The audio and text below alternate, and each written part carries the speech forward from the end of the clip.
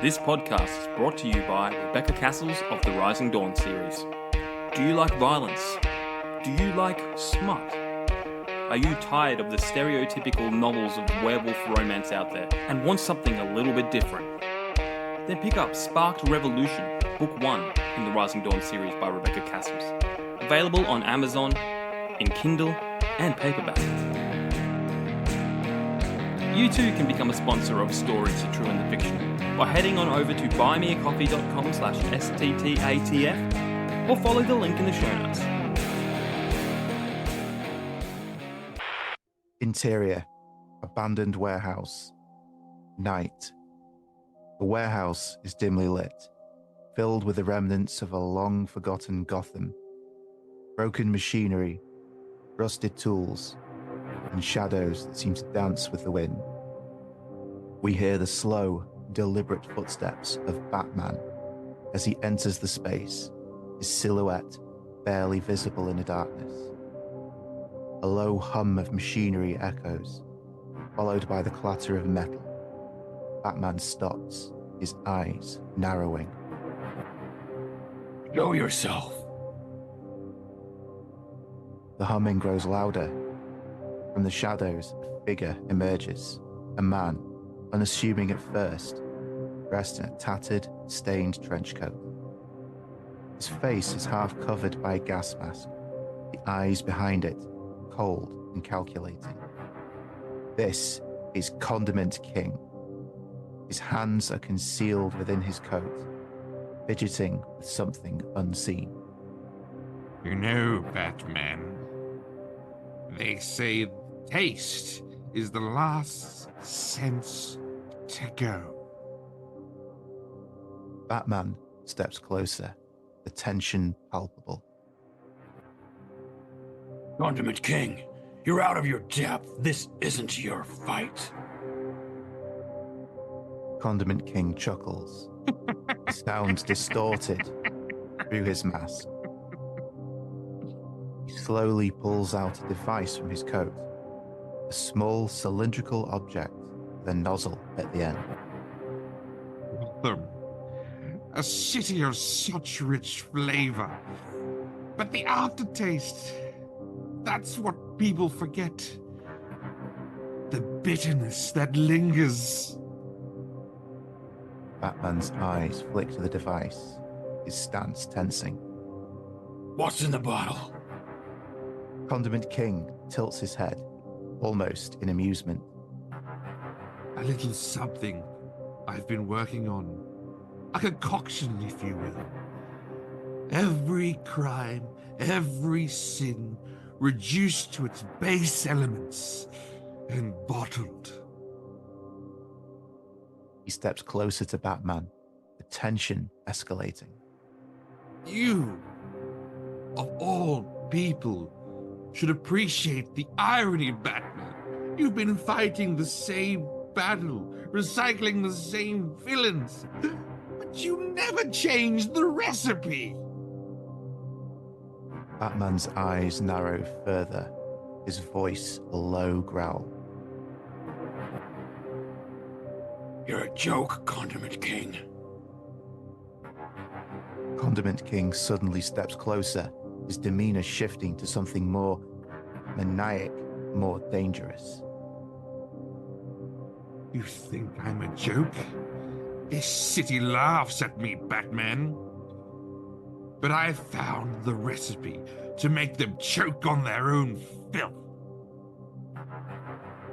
A tense silence fills the room. The hum of machinery grows louder, more menacing. Condiment King raises the bottle slightly, his eyes locked onto Batman's. You're not ready for what comes next, but you will be. Batman takes a step back, his eyes fixed on the Condiment King, who slowly retreats into the shadows, his figure fading into the darkness. The camera lingers on Batman, his face a mixture of suspicion and concern. He clenches his fists, faint sound of leather creaking as he watches Condiment King disappear into the void.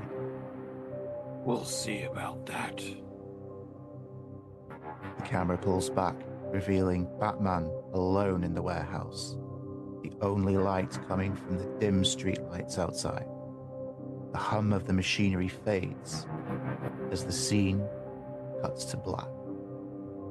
Fade out, end scene. Hello and welcome. No. Stories, the true and the fictional, featuring me, Batman. Now, welcome everyone to Stories, True and the Fiction. I'm, of course, one of your hosts, Chris Park. I hope you enjoyed story time with us. A story crafted. Took many, many, many, many, many weeks to craft. By weeks, I mean seconds, as I simply typed in the exact prompt into ChatGPT, our loyal friend of the podcast. Now, ChatGPT 4.0 is out and available for all those to use it. If you are interested in creativity and if you are stuck in what I would consider a creative rut and you need some inspiration and help, ChatGPT is there for you. 4.0 available via premium. Suggest you buy it. We are in no way affiliated or sponsored by ChatGPT. And who you are talking to, and who you are talking to is Disney. I just believe in the product. Yeah, what I'm talking to is Disney. If you suck at writing scripts and you don't think and you are just a terrible and no one at your job, ChatGPT, based upon what I just did there, which was basically ask it to write me a script with a Nolan-esque gritty tone about Condiment King. I think ChatGPT could help you, Disney. I think it could. Speaking of people that can help us, we are, of course, joined by our Lord and Savior, Neil Cassells. How are you going, sir? I'm not too bad, all considered. I've hopped into my spaceship today, and I've left the planet. I like that. I've watched the new Alien film.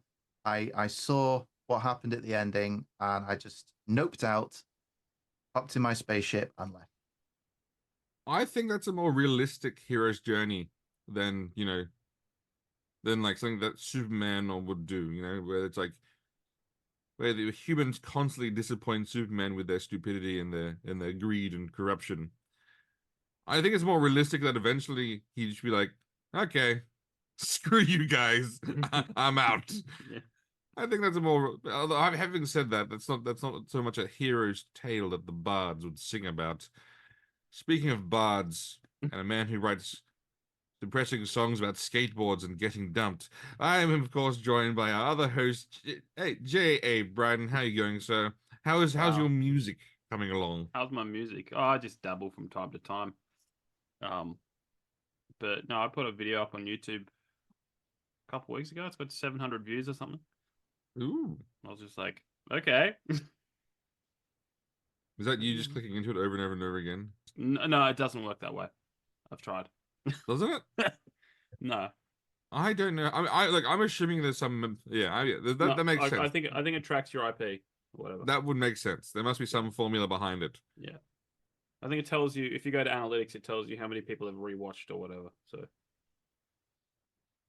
Well, link in the description down below, please. What to that it's just type J.A. Bryden into YouTube and you'll find me. I'm there. That does not sound exciting, but if you wanted to, you can, because you like J.A. Bryden and all of his works. Speaking of works, how you been going this week, Jamie? Have you been doing anything of interest? I've probably got one thing that you'll be excited about, one thing you'll be like, you'll roll your eyes at. Excellent. Which do you want first? Let's go with the excitement, because I like to be brought up before I am brought down. Okay. Well, as you know, I probably mentioned last time I've started playing FC24 again. Oh, nice. And I'm on my character journey. I'm playing the player. Oh. I'm gonna go, because you can switch straight into manager mode at some point. So I'll carry on that career. But I did my usual thing of starting. I'm Australian, so I play for a crappy little Australian club. They're all crappy. So which one did you pick? Well, the better one. Western Sydney Wanderers. Of course. Because what one they're closest to me, and when they formed, they won 12 games in a row, so they're kind of like they had a good start. But then I signed up to an Argentinian club. Oh, you went to Argentina. I went to Argentina because that's where Chris is approved. You approve of all that. I do. Yeah, I do. So I went there, and then I think before transfer I got injured, and it was like you're off for 5 months, and then to stay in the club, and it was a good Argentinian club. It was like 4 stars or whatever. And it says you have to do all of this, and then because I was injured, I couldn't do all of this, and then they loaned me out. But now I'm back. Now I'm back in the Argentinian group, and it's really it's a much better league to play in. Oh, really, Jamie? The Argentinians league, the current league of the world champions, where Argentinian players are playing all around the world, is better than the Australian league. I am shocked, Jamie. That is the most shocking thing you've said today. That wasn't my point. I didn't say better than Australia. Like I usually go to Premier. Oh yeah, Premier is king, and the gameplay is just so much better in over in Europe. You know. Mm-hmm. And as a Brit, I am duty bound to state. Oh, Argentinian football. Oh, cheating then.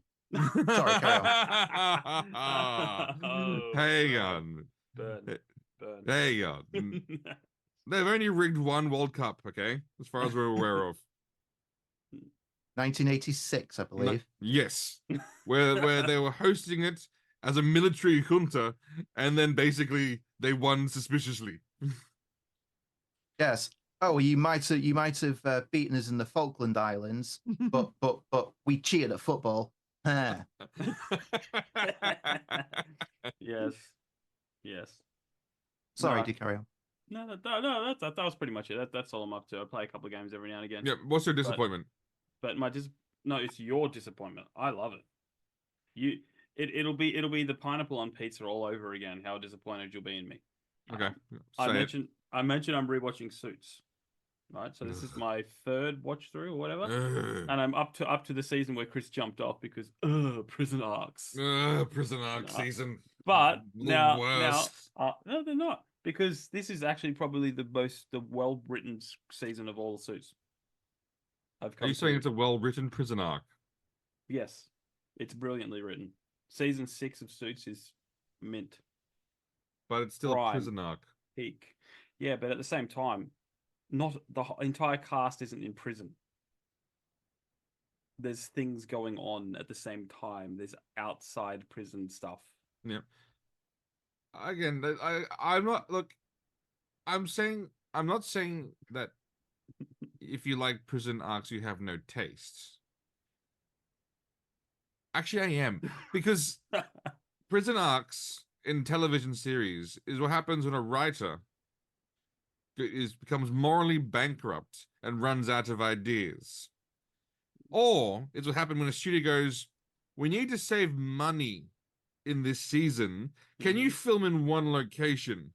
Yeah. And they go, prison arc. Yes. Yeah. Prison arc. You could say the same thing about bottle episodes, but let us take the story, the rich story that you've been telling and Tapestry, and let's weave it away and force it into a bottle. And you know what? Let's pause that rich storytelling and Tapestry and saying that can't continue until this person's out of prison. Dun dun dun. Artificially raised stakes. Because you know why it's artificially raised stakes, Jamie? Why? Because we know, as audience, the show will have to continue if they want to. Like, they're not going to end their show with main character's in prison, roll the credits, we're done. So we know it is an artificially inflated scenario, and so all we're waiting for is for him to get out of prison. It's just, again. Yeah, but that's different with Suits, because the show starts with someone committing a crime, consistently committing a crime for 5 years, and what, you expect them to get away with it? Oh no, I'm not. Well, actually, he did in the end. So really, all right, yes. Okay. See, yes, when he first gets out. Spoilers for a show that's like again 10 years old. When he first gets out, yes, they go, you can't be a lawyer, and then he goes in front of the bar and goes, guys, oh yeah, big epic emotional speech. I could be a lawyer, and they went, all right. We at the bar of New York have no integrity whatsoever. Here you go. Well, dude, Here's your law certificate back again. It's New York. And then you know what? The law firm goes, you know what? You just destroyed our reputation, tanked us. We had to then give up all of the Harvard grads to keep you. We're now a lesser law firm. You look like a junior partner. Once again promoted back to junior partner. It's like going, the fuck? Well, but you do know he leaves in like at the end of season 6, I think. Yes, good. Yeah. That again, I you know what? I would have applauded the show if he went to prison and that was it. And that was it. Yeah. And then like the show just went on with Harvey and we never saw him again. I'd be like going, well done. I'd be like, hey, well, he got caught. He got caught. Well done, show. I would have like, let's be honest. Yeah. You don't watch that show for Mike Ross. Mike Ross was an afterthought of the show. Yeah. You watch it for one reason only. Donna. Obviously, everyone's watching it for Donna. And if you're not watching it for Donna, you're lying. Harvey, I suppose, and Lewis. Okay, you know what? 3 people. Yeah. Donna, Harvey, and Lewis. Well, Lewis is such an in-depth character. Like, I think he has the most rich depth in that character. Of every. He keeps landing women that he just out of his league, though. He's a partner in a law firm. His bank account lands him women. Like, let's be honest. Like, That's his true. bank account would land him many a women. Yeah. Yeah. And also, because he's a lawyer, he probably could convince people, like, you know, I'm assuming lawyers don't have problem dating because they could just convince someone to date them. Yeah. He could walk up to a bar and say, we want to drink, unless she says no. They'd be like, oh, let me explain why it's a yes. And then, like, go into a big lawyer, and then they'll be like, oh, right, you're right. That is a yes. I guess, you know. All right. Before I get on to Neil, because I think I want to savor what he's been doing to the end. I want to enjoy Chris, it. Can you talk about that on YouTube? Yes, yes, I can. Chris, can you talk about monkeys? I hear everything about monkeys. I can. It's funny. I originally wasn't going to buy this game, but then I saw the games journalist being a dick about it and went, I'm not only going to buy the game, I'm going to buy the digital deluxe version of the game. I'm going to give them the extra $17 for like gear that for some additional gear that after playing for about an hour becomes completely irrelevant. I did like literally like after the first mission, I got better gear and I'm like going, oh, okay. That was fun. Anyway, I'm playing Black Myth Wukong, and you know what? I want to clarify something right now. I am Korean, not Chinese, so my purchase should count towards its sales. Don't let those game journalists say that the Chinese don't count. But I'm just saying, even if they use that metric, then my sales should then still count because I am Korean. Anyway, it's a game where you play as Destined One, and you know, Monkey. I won't spoil the opening, but essentially you're following the footsteps of the great Sun Wukong, and you go through this awesomely designed and developed rich world of Chinese culture. Are you sure it's not Japanese? You know what? It's not made by a Western studio. Sorry, I'm not gonna say Western studio because Sucker Punch did their research and actually like bothered to. It's not made by a lazy French studio, Ubisoft. It's made by a Chinese studio, and obviously they put a lot of care. And I love, and Jamie, you know how much I love games where it's humanoid animal creatures. Yes, like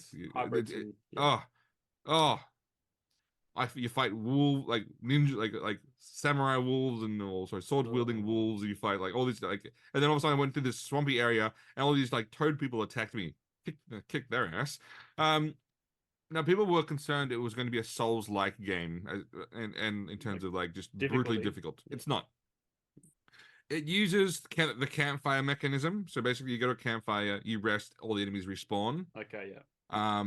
But that's about all it takes from a Souls-like game. It's an action RPG, so it's actually not brutally hard. Like the boss challenges are challenging. You can't spam attacks to beat a boss. Obviously, it's you got to dodge and roll, and but you can also just level up to an impossible level to fight a boss if you just suck at it. Which I did the first boss because I was like, it was kicking my ass, and so I was like, you know what, screw you. And so I went back to a campfire, rested, reset all the enemies, did that like a few times, and I was level 10, and then I just walked over and kicked his ass. I was like, hey, suck it. Classic like, Chris. Yeah, like, suck it. Now, Yeah. Chris, if you get to the end and you one punch the bad guy, there's no complaining, all right? No. You did it to yourself. Again. It's not Skyrim where I versed Alduin and killed him in one hit. I know that. I know. I'm not gonna be that. I'm not gonna be that guy to be going. My steel-clad warrior barbarian that I've been training for the last 80 hours brutalized Alduin. What a boring ending. No, I'm not gonna. I understand that I am now purposely cranking his level to the extreme. But I love the fact in this game you're not a sword. It's not a sword game. You're reading a bow staff. There's no blocking mechanic, which I like in terms of like you can't block things per se. You dodge and roll, but he does a really cool thing where he spins. You got a staff spin, which basically means if people shoot arrows at you, they all fly in different directions, and it looks very cool. Obviously, if you like good games, like just good games, then you will enjoy this one. And if you buy this game, it'll piss off the game's journalists, which is honestly even more reason to buy a game. I know I bought Hogwarts Legacy for that very same purpose. And you know what? I actually finished that game. It was actually quite, it wasn't bad. It was decent game. But buying it did tickle me even more so because I was told not to buy it. So we saw the Screen Rant review where basically it got a 6 out of 10 because of lack of diversity. So I think it has tons of diversity because there's more than there's tons of different animal creatures. Yeah. And also like a kung fu tiger, which is awesome. The Kung Fu Tiger? Yes. I'll be back in half an hour, guys. I just got to go button up. And the coolest thing is when you beat a boss, you get his spirit, and you can transform into him in like later on in battle. Then, so I just beat a wolf dude. The first one you get is a wolf guy that has like a fire stick, and so you can get fire attack. Yeah. But there are other ones, and there's so many, and apparently like the whole it's think of it as Pokemon, but you just turn into the Pokemon rather than you capture them. Yeah. You beat the boss, you take his spirit, and then you can just basically turn into the boss again. And so if you go, and it's not like those games when you become the boss or get the boss as a character recruitment that he's like 10 times weaker than he was when you fought him. Yeah. It's actually like you get access to the powers, and it's actually quite fun. And so, honestly, that has taken up the vast majority of my time, apart from many experiments with ChatGPT, which is the best part about it. Is actually now that it does count towards my job, which is really hilarious. Where it's like going, I'm throwing things in chat, and I can expense GPT on as part of my role. Speaking of great expenses, Neil, you spared no expense and got to go out on a movie night to go see the rebirth of a legendary film franchise. Now, before we get into the minutiae of the film, good or bad, can you tell us about your first experience with the Alien franchise, and which Alien movie speaks to you most? There's one correct answer: Aliens. But again, I'm not saying, maybe again, I'm not gonna be like that guy to say there's one movie that makes sense and is good, but I'll let you take it away, Neil. I might be the next one to give you an eye-rolling moment, then, I'm afraid. So my first experience with the Alien franchise, sadly, was Aliens. I say sadly because I've come to absolutely hate watching films out of sequence. Fair enough. I have my daughter. She wants to watch. She's itching to watch Terminator 2. Gotta watch the first one. You gotta watch the first one. She has to watch the first one. The first one has more content that is a little bit more dubious for someone not quite so as advanced in age. And how old is she? 10. Okay, at 10, I'd already seen Bloodsport and Universal Soldier by Jean-Claude Van Damme. So Yeah. I mean, don't we gatekeep the content needle. it's no, it's more the Terminator contains one of the only particularly necessary scenes of intimacy in film. You know, a lot of the time they throw it in there, say, "Oh, we'll throw some skin in there. That'll keep people happy."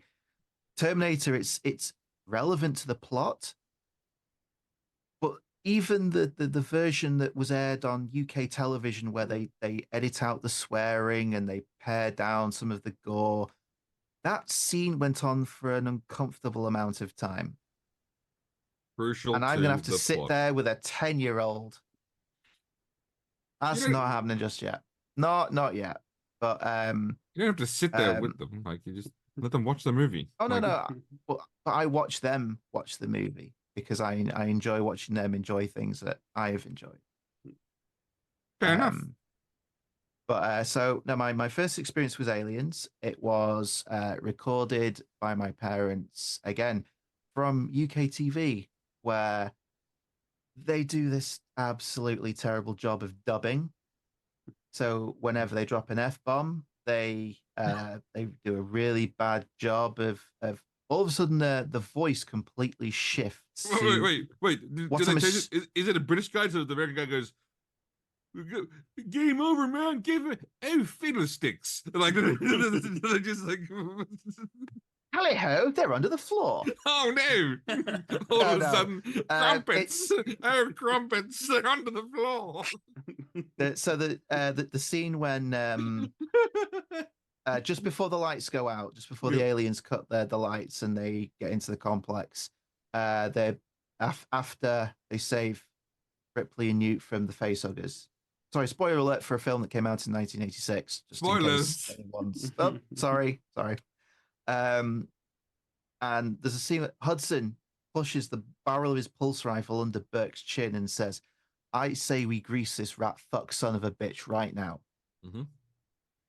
Suddenly, well, in the UK TV cut, it's someone putting on an American accent saying, "I say we grease this rat fat son of a bitch right now." All of a sudden, But then, I say we grease this rat fat son of a bitch right now. Hey, cheerio then. not quite as bad as that, but it's grim. But I watched that movie, and a number of my friends in primary school also watched that movie, and we watched it so much. Every line was committed to memory. We could literally just talk along with the film, or just run the film through in the playground, and not miss a beat. And then I found out that that was actually a second one, and I inquired about the first film, Alien, and I was mistakenly under the impression it was what happens in the colony. Hmm. Don't know why, but then eventually I got the um, letterbox VHS edition of Alien, and Yeah. for some reason that film traumatized me as a primary school age child, Why? and it just scared the living bejesus out of me, to the point where when I come to play Alien Isolation in Mm-hmm. 2014, was it? Mm-hmm. Um, I would get to the opening screen, the start screen where it says press any key to start, and the theme tune starts playing, and I'm already hovering over the quit button. It that just the I mean the score to all the Alien films is good, but that one just sets me on edge. I actually there is existing on YouTube a video of me playing the survival mode, where I walk out of the safe area, beep beep, the alien's coming. I duck down, pull my flamethrower out. It sees me, it comes running at me. I shoot the flamethrower. It knocks into me, but is scared away. So then my character stands back up, and then on the video, you see the menu pop up. Quit. It just I have not finished that game. It is Oh man. I have been talking about actually doing a playthrough and getting all the way through it. It scares me. So that was Alien, and that was Aliens, then Alien, and then here comes the eye roll. In the early 90s, Alien 3 came out. And I was certainly not old enough to see it in the cinema. But as soon as it came out on home video, I rented it out and I watched it. And it really confused me. The thing is, I'd absorbed so much of the promotional material, because back then, without the interwebs, it was all magazines. Yep. And I think I had about 3 different versions of Alien 3 on various consoles. So I was picking up all the console magazines where they had the big 3-4 page spread on it, and you see all these stills that weren't in the movie, and that really confused me. I did that film has so much that is just not right, and despite all its flaws, I have to admit that I do actually really enjoy that film. Oh, And, Niels. well, in 2003, I bought the DVD box set, which had the assembly cut, where they restored the origin of the alien from a dog to an ox, which gives rise to one of the promo stills that was thrown around a lot back in the day, of a prisoner holding by the tail a facehugger, a giant web-fingered facehugger. That was from that seat. That was from the assembly cut. It never made it into what they released in the cinemas. That they restored a lot of the dialogue that fills in a lot of the gaps. So prisoners, they're religious somehow, and they cut a lot of Charles Dance's dialogue from the cinema version, which they restored. And a lot of the prisoners who, in one way, shape, I mean, one of the mistakes they made was everyone's got a shaved head. They're all wearing dark, drab clothing. It was very difficult to tell a lot of the characters apart. And yet, some of them just randomly vanish and you never see them again, because there's an entire sequence of the film cut out. and that's where, and in that sequence, a lot of the more notable prisoners meet their end. It also, I could talk forever about Alien 3. I won't. The atmosphere of that film is dripping with just darkness. It's the sets. It's all very gothic. The score. I love all the music from the Alien films, but the score for Alien 3 is hauntingly beautiful. And I could quite happily sit down and just listen to it in a vacuum on its own. I am well aware of the fact that it is not favored among Alien fans. It's one of those ones where I think maybe it came out in a formative point in my life.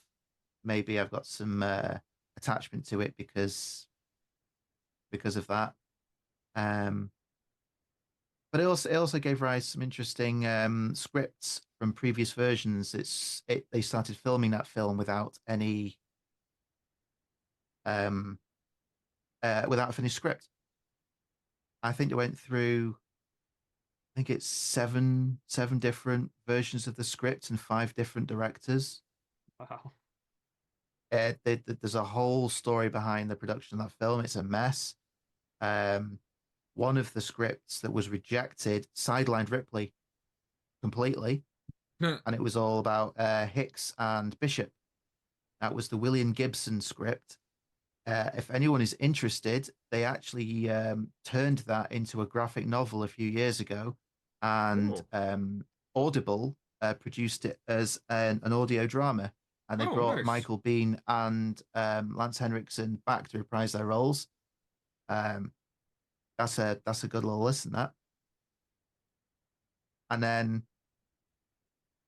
yeah, so I was a big fan. I would pick up the odd copy of the Dark Horse comics from my local newsagents whenever they happen to have a copy in. I started reading some of the books, the early ones by Steve Perry, adapting graphic novel stories about aliens on Earth and going to the alien homeworld to exterminate them, and the having it all essentially be sheer for nothing. number of action figures available during the I have so many. I used to have so many of them, and I love this, like, aliens toys for children. You can't go see the film, but enjoy the toys. Do you know why they did that? No, I don't know, actually. There was a cancelled Operation Aliens Saturday morning cartoon aimed at kids. Oh. And the toy range was produced to run alongside that animated series. That the animated series never materialized. I don't think there's anything floating around the internet of it, really, beyond this was a thing. There's a few promo shots, and then it just got cancelled. But it was a very confusing time in the early 90s where you could go to the local toy shop and get a RoboCop or a Terminator action figure. Oh, I mean, I know that most of my friends had seen RoboCop by that time, but in the UK, that is an 18 certification from the British Board of Film Classification, and we certainly should not have seen it. But we did. Yep, and even more hilarious is, none of the toys made sense, because you could buy a toy of Corporal Hicks fighting the Alien King. There was such thing as an Alien King, but there you are. But I love capitalism. So hey, if you want to cash in on something, you go right ahead, capitalists. Yeah, there was. I had one that had wings. Like, there was a flying alien. That was awesome. You press a button on the back and some wings flap. The Flying Queen. Yeah. I had that one. That was awesome. That was such a good toy. Now, we've now spoken about the good of aliens. Let's not go into Resurrection, or let's not go into Prometheus. Even though Prometheus did give us the greatest thing of the school of running away from things wrong, where it's like, hey, it's a single straight line, turn left. I don't know. I'm just saying, there might be a better way to run away from something. Like, it's not like it's not like it was Indiana Jones and it's a boulder, but you can't. But you're stuck on the same path as a boulder. Just get off the same fucking path. Anyway, okay. A giant donut on its edge. Yes. And it's rolling.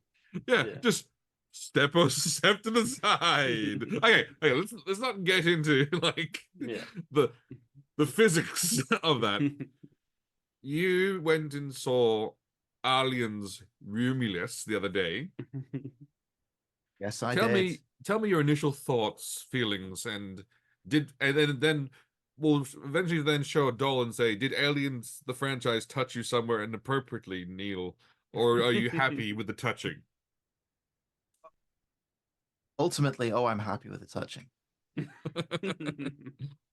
The touching, although sometimes was a little uncomfortable, it was all worth it in the end. Oh, interesting. Now, my initial when I left the theater, I was meh. Ooh. Meh was my capsule review. However, I think this was rather coloured by the fact that I live relatively close to a big football ground here in the UK. Didn't realise there was a match on, and the shopping centre where I went to go to the cinema to watch this film was also being used by all the people that didn't want to pay out for the parking. Oh. So I queued the cinema and those shops are on level 3. So normally I aim to park on level 3. I queued from the moment I got into the parking structure and didn't see a parking space until level 7. I left with plenty of time and barely made it in time for the trailers. And on my way out, it took me 40 minutes to get out of the car park. Oh. So at this point, I wasn't in the best of moods. I think that might have colored it somewhat because I slept on it, and then I spoke to a few co-workers who have been to see it, and as I'm talking about the things that I maybe wasn't happy about, I'm actually realizing that actually wasn't that bad. And I would quite happily go and see that film again. Ooh. I don't know. Do you want me to give an overall impression and avoid spoilers? Because it's one thing to spoil a film from 1986, Yeah. but this film's been out a fortnight. Yeah. So I won't. Jamie, what's your? We'll go to Jamie's policy because it's always the dumbest one. So we'll go with Jamie's policy. Well, my policy is shut up because Chris it has to be Chris's way. No, no, I think probably avoid spoilers because I kind of probably want to see it. I'm thinking about seeing it. You see, I was gonna go spoil away. I'm not probably gonna go see it. So again, good. The good thing that we checked with you, Jamie, because like I was like, yeah, spoil away, go for it. Well, always cautious about the spoilers. So, overall in ranking, in the franchise, Alien is number 1. You're wrong already, but okay, continue. It's fine. Aliens is second place, just, but depending on my mood, Aliens may. I mean, they kind of. Okay, sometimes that's fair. That's fair. Because if you're in the mood for a horror film, obviously, like, you know, Alien for sure. And if you're in the mood for like a good action film, then Aliens, yeah, of course. So yeah, I can see how that might scale. It's one of the best examples of a franchise that has jumped genre, because even though there's still some horror elements in Aliens, I'm pretty sure Cameron said it was his Vietnam War film, but sci-fi. Yeah. It was an action film with some suspenseful elements to it. It went from horror to action. So yeah, depending on what you're in the mood for. Alien 3 then comes the third, I suppose.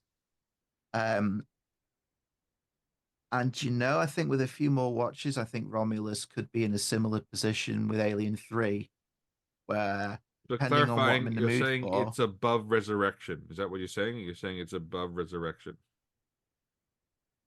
there is a heck of a lot that is above Alien Resurrection. There is, sadly, in this extended franchise, a good number below it. But no, it's there's been a lot of criticism. It's divided the fan base online. I've Not to heard the point where that some people like the fact that I was reading it. Some people like the fact that it touches on, I don't know, Prometheus-y things, and some people absolutely hate the fact that it touches on Prometheus-y things. Yeah, so there's a lot of member berries. There's a lot of references. Some of them are quite nothing wrong with a good reference, as long as it doesn't lean on it too heavily. And there's one or two moments in the film where I think a lot of the people I was watching the film with, people around me just kind of cringed at a certain line that was recycled from a previous film, and it just didn't fit. That said, um, there were lots of member berries, but it has some sequences where it's definitely not borrowing from anything else, and those sequences are very well thought out. And I can't. I really want to talk about this one particular scene towards like the third act, but I won't. Um, but when you see the film, you'll probably know what I'm on about. Um, there's been some criticism that it's all young 20 somethings in the cast. Oh no, it's they're doing it for the modern audience. Hmm. If you've heard that, and anyone's listening, if you've heard that, it's relevant to the plot. The setup for the film, which is not giving anything away, is people living on a mining colony. They can't get away. They are essentially they're operating in indentured servitude to the company, and a bunch of the kids of miners who have died, and that these kids have essentially been orphaned because the conditions are so bad. Their parents have died in the mines. Have figured a way that they can escape the planet and do a runner to some other planet that they believe is an absolute paradise. Ah, full, and it's not. Uh, Good. Excellent. oh well, we don't know yet. We don't know if that planet was a paradise or if they've just built it up in their heads and it's just as bad in another way. But they can't get there because it will take 9 years, and they have access to a shuttle because some of these young 20 somethings work. I forget what they're actually doing, hauling ore up into orbit. Um, and they say, "Oh, we on our last time up, we detected something coming into orbit of the planet. It's an abandoned ship. Ooh. It will have cryopods. We take those and then we go into stasis and we can sleep frozen the 9 years and we wake up nice and fresh in paradise." That explains the younger ones. They are the optimistic ones that have nothing to lose, I so they like go that. on an adventure. Again, Yeah. there's nothing. I'm not There's giving you nothing. anything, that's like the first 10 minutes of the Again, film. Yeah. there is nothing wrong with sexy teens at a lake and a serial killer. Let us again. There's nothing wrong with young people in the franchise. But so the atmosphere is really good. It is quite tense. The set design, the prop design, the costuming is very faithful to the aesthetic of the original Alien. Hmm. Everything. You've still got that. Practical suits of an alien or CGI Yes. alien. A blend. There is some CGI, but Dude in suit. a lot of people in suit, a lot of animatronics. Lovely. Oh, Um, they have that there's someone's probably coined a term for this, but this um what in 1979 they thought was going to look futuristic, which by modern standards you go, good lord, that's terribly dated, but it's that really cool look of CRT screens with the yep. monochrome green and black. Yep, the green and black. Yep. There's a lot. It's all the sets are very industrial. Lots of gratings for floors. They they bring back the iris openings for air ducts that they had in the original Alien. That's one of the member berries. That's again not a spoiler. You see it and it opens with that horrible kind of sucking, scraping noise as it cycles open. And I immediately started to feel anxiety because the last time we saw that in this franchise, Tom Skerritt was scampering around the air ducts. Mm. So that's the thing. They expand lifespan, the life cycle of the alien, because there's a bit that they've never really addressed that is addressed. Which is? I don't want to go into the spoilers. God damn it, Jamie. Google it later, Chris. So that's the thing. They do something very interesting with one of the lead, not the lead, but they have a character in it called Andy the android. This is an alien film, so of course we have our artificial person. And does he go rogue? Well, this is interesting. He is the companion of the main character. He was found on a scrap pile by her late father and reassembled and reprogrammed to with a prime directive of do what is best for her. Okay, that's cool. The problem is he's one of the original artificial persons. His AI is degraded, and it shows in his personality, his social interactions, and his motor functions. And there's a number of ways I've heard this being interpreted. I immediately looked at this and thought, oh, Andy is an allegory for people with a mental disability. Because it's very much it's very similar to the way that Tom Cruise would lead around Dustin Hoffman in Rain Man. Yep, that makes sense. And I felt a lot of sympathy for that character. There's some interesting stuff they do with him throughout the film that it will really start being spoilery. But he was character-wise, he was the highlight of the film. I think the rest of the characters, oh, here's this guy. He's the guy in charge with the plan. Here's this guy. He's the douchebag. Okay. And unfortunately, like we got Hudson in Aliens. He was over cocky and overconfident and rather abrasive. Yep. Then he becomes broken and afraid before eventually redeeming himself by fending off all the aliens in the operations center in that big shootout in the middle of Aliens. The douchebag character had an opportunity. They had an opportunity to kind of make him a little bit more sympathetic, and they didn't. He's just an asshole.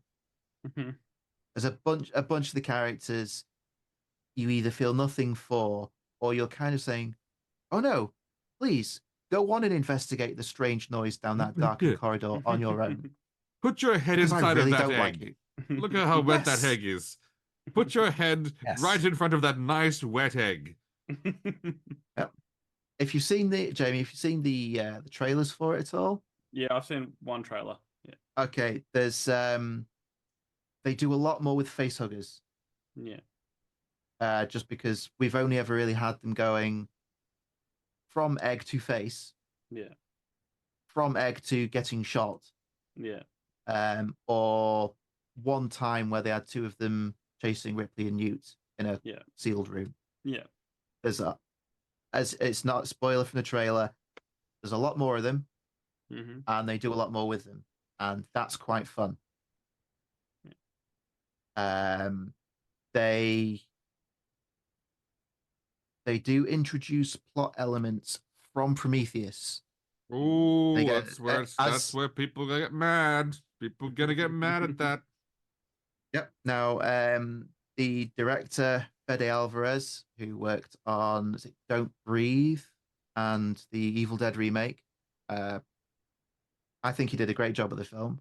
He said, "We have to acknowledge all parts of the franchise. We're not going to ignore bits that we possibly didn't like." Yeah. Okay, look, honestly, that I can respect that. So there is, in terms of essential watching, if you've never, if anyone listening is curious about this, and they're not into the franchise, watch Alien, watch Prometheus. You've now got enough knowledge of the series to fully get what is going on in Romulus. Everything that happens, because the film is set 20 years after Alien. Or is it? Okay. So anything afterwards is in the future and hasn't happened yet. It's really nobody cares about Covenant. I've heard some people say, "Oh, something in Covenant was relevant to Romulus." I've not been able to really identify what. It's a bad film. Don't watch it. Yeah. Just, if you've not seen it, seriously, skip it. But Romulus was good fun. It was well made. The last 20 minutes, I would have been quite happy with the film ending before that last 20 odd minutes. I've warmed to that sequence since. I don't, again, obviously it's the end of the film, major spoiler. It weirded me out on a very uncomfortable level, which is good for a horror film. Isn't that isn't that the point though in a horror film that it should be like, like, okay, in terms of weirding you out as in like Splice weirded people out because it's like going, hey, that creature they created, you shouldn't be doing that to the creature, or is it like weirded out because of like, a sense of wrongness? Although people would say Splice is a sense of wrongness as well, but again, I don't know. The weirdness you got from Splice multiplied 20-fold. Oh fuck! I am fairly confident there'll be no people in the dark corners of the internet saying, "Hear me out, guys. The creature from Splice." No one is going to say that about what happens at the end of Romulus, and if there are, please keep them away from me. Oh, that was a good film. I could go into a lot about the film, but it's difficult without dropping spoilers, which I really don't want to do. We'll maybe do that in a future episode. When it's been out a bit longer, and maybe even Chris has watched it. I like spoilers. I don't need to not know the film before I go in to see the film. And you know why that is, Neil? Because Chris is the kind of man that goes and gets the leaked script and reads it in its entirety before he goes and watches any film. I have done that on occasion. There's nothing wrong with that. Yes, there is. I was dying to find out. I was dying to find out how they could salvage Star Wars after The Last Jedi, and there was a script. There was a script floating around, and I downloaded it. I read it. I said, "Ain't no way this is real. This is fan fiction, and it's poor fan fiction at that." I dismissed it until the first teaser trailer dropped, and they showed the dagger thing, and it hit me. Oh dear Lord, that wasn't very poorly written fan fiction. That was very poorly written fan fiction with Kathleen Kennedy's stamp of approval on it. Somehow the Emperor returned.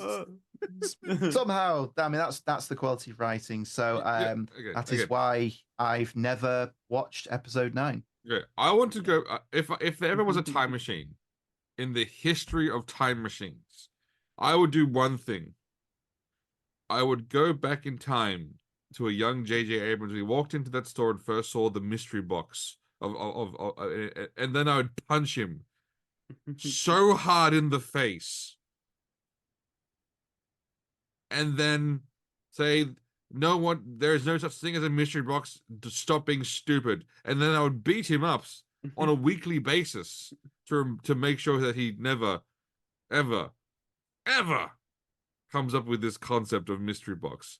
And honestly, could I use the time machine for better uses of saving humanity and things like that? Yes, of course.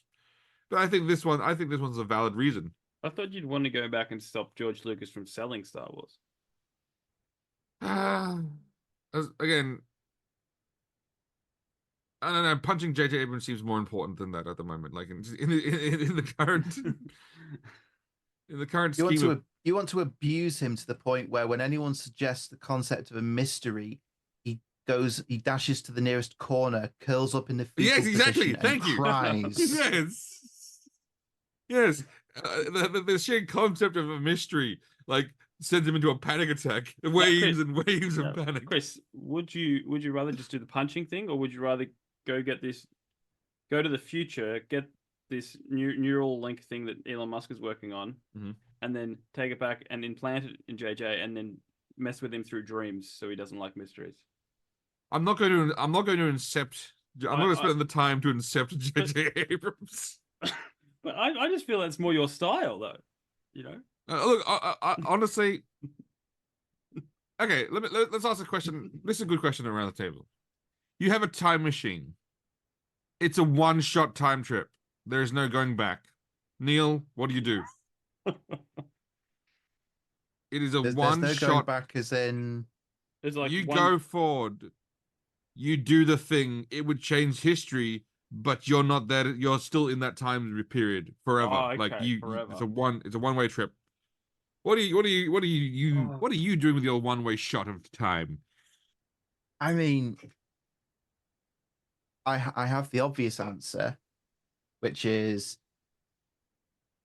go back and tell myself to invest in Bitcoin when it was pennies. And then, given the way the markets have been recently, I would say sell at this value, buy property, and tell myself that. Because I'm a firm believer in, if I went back and say, convince myself to avoid a relationship that would end really badly, all the experiences you have make you who you are. Yep, I agree. If I though all those experiences made me who I am today, and also potentially put me on a path that would lead me to where I got to, which I'm happy, which I'm more than happy with. Now, here's the thing, though, with the time travel rules, having a cache of Bitcoin that I would just sit on until 2022, 23, and then sell up.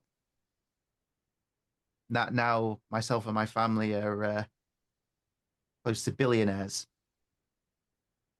Well, it'll be your future you would be rich. You in the past would have to sit there knowing that you're going to be rich. But it's not you. You'll be dead. You'll die in like when would you die? Yeah, you would basically have to sit there and watch your own life as you become rich and successful, and then it wouldn't be then you. like it would be other you. And other you will be then enjoying that. Okay, so Neil's creating a scenario where he has to watch his own life and tragic and like which is again altruistic or not. Maybe Jamie, what are you doing with your one shot? Captain America did it. No, he's full Captain America. That going. Yeah. I'm not going to help out on all these events. I would go back and I would become best friends with Kevin Eastman and Peter Laird, and I would prevent them from making that awful Next Mutation series, which destroyed their friendship and just destroyed a lot of the turtles. Wow. So you're gonna go there and save the friendship. and the franchise at the same time. I like it. It's a solid plan. It's a good idea, though. I like how we're not going to think about it. No one's thinking about saving the world because we're realistic. We're realistic. No, well, because I think the greater thing you do, the greater consequence of like anything could happen. Exactly. The greatest. Yeah. So The you're bigger keeping the risk. we're keeping the splash radius small there. I like it. I like it. Yes. Yeah. So Neil will be enjoying watching him, Rich Neil. We'll call him Rich Neil then. So normal Neil will be watching Rich Neil living a glorious and luxurious life. And Jamie would be then. Well, you'll be dead by that, but then you'll be, we'll be all be talking about on a different podcast with a different person talking about going to see Turtles 6 and going, is the franchise losing steam? It's like, oh no, like Turtles 5 was a strong film, and I think 6 is going to be just as good. People would be enjoying the Turtles franchise. The creators are working well together. They're coming up with really good original stories. Yep. Yes, exactly. Thick as thieves, nothing could drive them apart. Yeah. That friendship is solid. That's why they all got married in a giant giant commitment ceremony. Jamie Bryan, Neil Eastman. Hashtag no fifth turtle. Okay, hear me out. That was a thing. Hear me out, Jamie. There is a fifth turtle.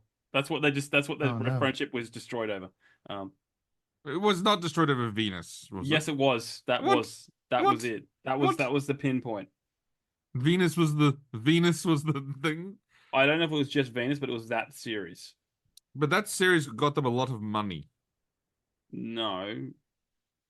It didn't. No. Then why did they do it then? There was because they thought it would get a lot of money. That was that was the downfall. Yeah, they did a crossover with Power Rangers. Yeah, that's why they did it. And that's why they needed a fifth turtle because 5 Power Rangers. Yes. It was just dumb.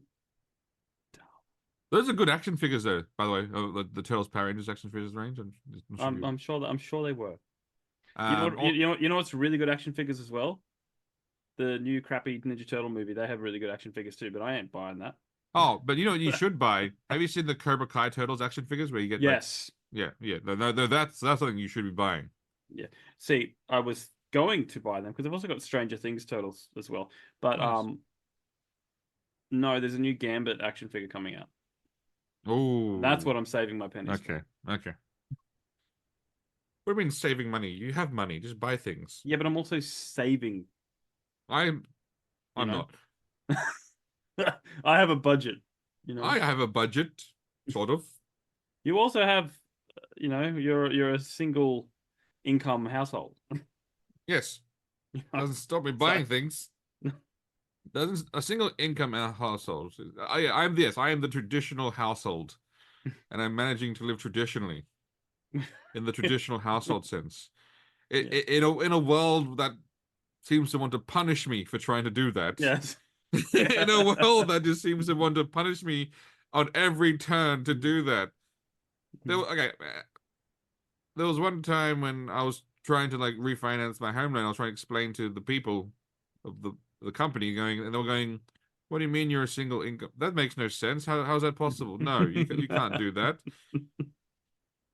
They're being real dicks about it. Then later on, and basically within the next it was basically a week or so after, I got my new job, and my salary went up by 25 grand. Then they all came back and went, "Hey, how you going? Would you like?" And I told them to get fucked. I was like, "Fuck you guys!" You went there when I wanted you to do something, so I switched banks because screw you. I'm now a high net customer, aren't I? You stupid mother. Yeah. Not that I'm annoyed at him. At the same time, on the other side of your ear, the other ear is the government's like, "Oh, hello, I see you make money." Oh, I'm so tired. Okay, I hated the government before. Yeah. Now they're the worst. Yeah. Now they are just going, "Oh, you're in a higher bracket. What's that? You get a bonus every year as well. Well, that's taxable income." It's the cake video.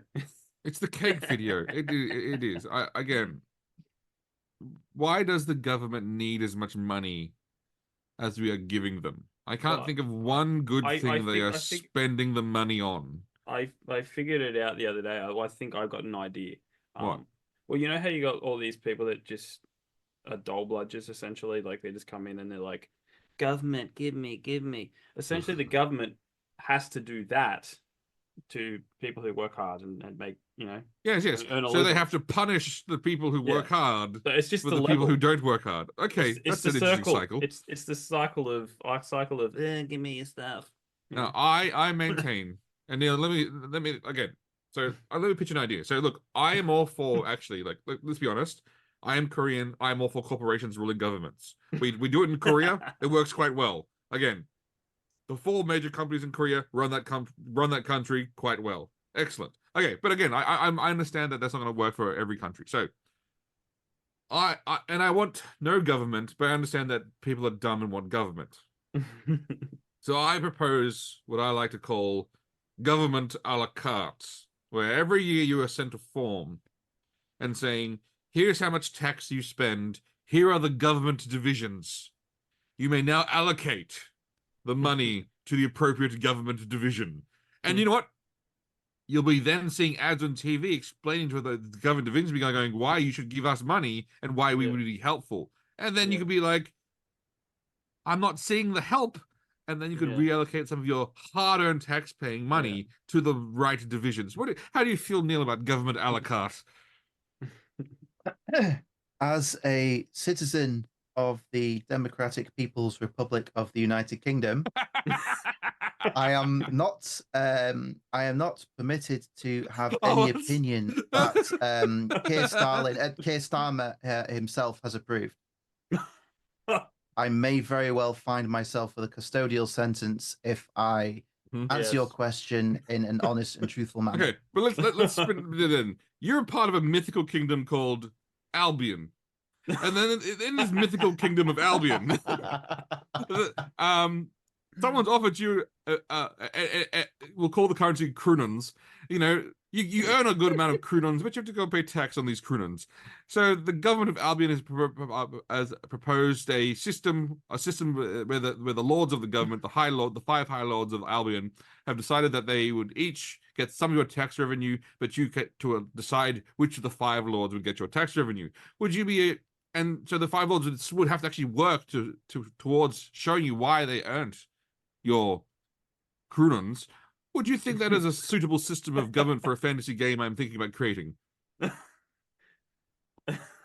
If I were to participate in said fantasy game, I would be opposed to the system entirely because different branches of government or different lords telling you why you should allocate more of your tax to them over someone else is alarmingly similar to a political party saying, you should vote for us because we will do thing that you want. And then when you give them your vote or your money, your allocation of tax, they then don't give you thing. They give you opposite of thing. Tax is and yearly, if you though. object to it, tax is yearly. So the next year when they say, hey, can we count on your continued money? You'd be like, no. Yeah. But does it have to go to someone? No, it would, again, I would even say in the systems, in this fantasy game I'm creating, I would even say that the lords would have then, sub-nobles that do specific things. So they're going, you know what? The constable noble who patrols my city keeps me safe. You know what? I think that's a good place for my kronons. And you go like, the other constable noble that screams "Wee!" and then wants to confuse everyone. I'm not going to give him a lick of fucking money. Better. It would be better than other notable methods of governance. You want my kronons to keep me and my family safe? Okay, I can get behind that. Oh, you want my kronons to wage proxy wars across the world against someone else? oddly specific for no particular reason. Exactly. No, get stuffed. A Not a system, problem. and you know what? This system would also encourage the lords and nobles to create their own businesses to fund this vast empire, like they used to do back in the day. I don't know. It's a crazy thing. It's the back then, in Albion, we'll say that the Albion lords used to run businesses. They used to own things. They used to then have their own generation of money. Then the Krunon percentage used to be quite small because of that. What happened was laziness and corruption over time. But again, Jamie, we've heard what Neil thinks about my fantasy game world of system of governance inside. Because I like to think about that the world should have rich law, so that when you walk around killing goblins, you can read about the tax governance of like the land that you're in. I think it's a key element to any game. What do you think about the tax system of the Five Lords of Albion? One, Albion is Fable, by the way. That's the land of Fable. That was the most British thing I could think of at the time, well, apart from Umbria, or apart from the other British names I don't know about. Yeah. No, well, Albion is very British. No, but look, that's what you suggested is better than what we've got, and Australia's, really, really, really bad with money. So we have it. We have this government that seems to believe in stupidity. But again, that's see, I don't know. Let me clarify. I'm no longer talking about the British government. I am now talking about the Australian government. Let us be clear on this. Which is under them. Oh no, because like the British government was saying they were gonna go after American citizens, and I was going like, good luck with that. Good luck. Yeah. Please do try and have Elon extradited for simply highlighting that perhaps everyone should be protected equally. Oh. And we all know why. I didn't say that. And we all know why governments are never going to go after Elon Musk, because they don't want to have to prove that he's more powerful than the government, because it's like they don't want to have to prove that like he has more power, influence, and control than the government. Yeah. And he would win against a government. They don't want to have like, again, that's a punch in the face you can't shake that off. So they'll never go after him. They'll yell at him, they'll wag their finger at him, they'll point at him. But going after him would be no government is that stupid. We'll see in November if a government is that stupid, but I currently believe right now that there is no government that's stupid. Yeah. Well, it's not just that he potentially currently wields more power and influence. It's also that when he purchased said power and influence or crime scene, he then promptly fired 80% of the employees, and everything kept working. It's almost like if the Five Lords of Albion, in this completely fictional scenario, of course, were to audit their staffs in their fiefdoms, they could realize that there are a heck of a lot of people who are doing very little to nothing, or actively working against the interests of the people, and perhaps these people had better go and find an alternate source of income. And it's a very interesting example that is currently being played out across a lot of industries who are dropping a lot of the bloat that they have acquired employed over the last 4 years or so. About 4 years, you'd say, probably about that. Yeah. And similarly, Argentina. Afuera. Afuera. Yeah. Afuera.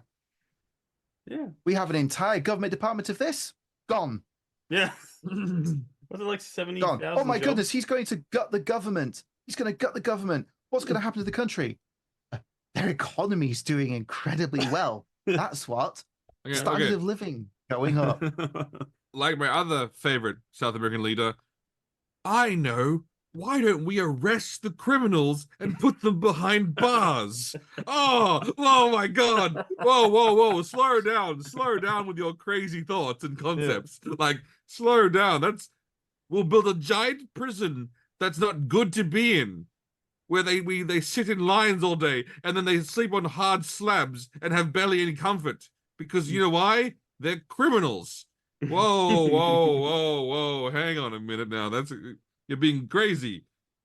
No. As I mentioned, as a loyal citizen of Democratic People's Republic of the United Kingdom, the correct system is you criminalize people for their thoughts and opinions, and then you want to lock them up, but you realize that you inherited a prison system that is overcrowded and at the point of collapse.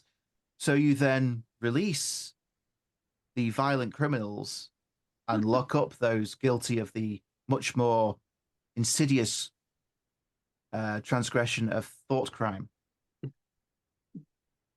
However, unfortunately, currently, all of the individuals they are releasing are reoffending, being arrested. That's crazy. And now they have a bit of a conundrum. Who would have thought it? Like, who would have thought that criminals would be like, again, crazy concept. Now, this reminds me of again, say what you would like Game of Thrones, there was good seasons. And one of my favorite seasons was when they anointed Bronn as the City Watch commander of the kingdom. And he sat down and he's like going, oh yeah. And so then Lord Varys goes, crime in this city has dropped dramatically, Lord Bronn. Amazing work as your gold coats. How have you done this? He went, we've rounded up all the thieves. And oh, it's just like, well, I suppose in certain circumstances that makes sense. And then House of Dragons took it one step further, which I absolutely like. It's still my favorite scene of the entire show, where Daemon, who there used to be a meme to say about House of Dragons, they're going, what crimes will Daemon commit and how I will support him after his atrocities? Because Matt Smith who played him? Yeah. He is a charismatic man.